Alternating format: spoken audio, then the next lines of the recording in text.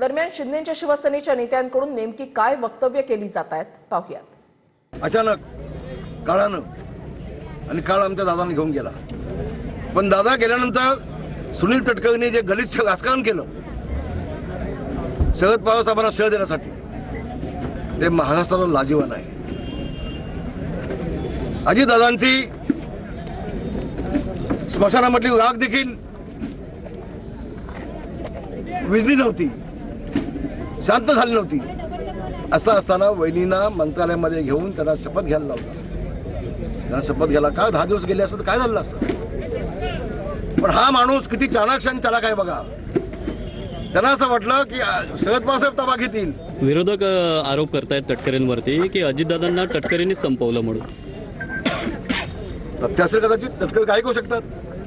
ज्या तटकरेला मी तिकीट द्यायला लावली, मी भांडलो भाजपसोबत, मी निवडून आणला, तर माझ्या मुलाला संपवण्याचा प्रयत्न करतो लगेच विधानसभेला, तर सुनील तटकरे काय करू शकतो।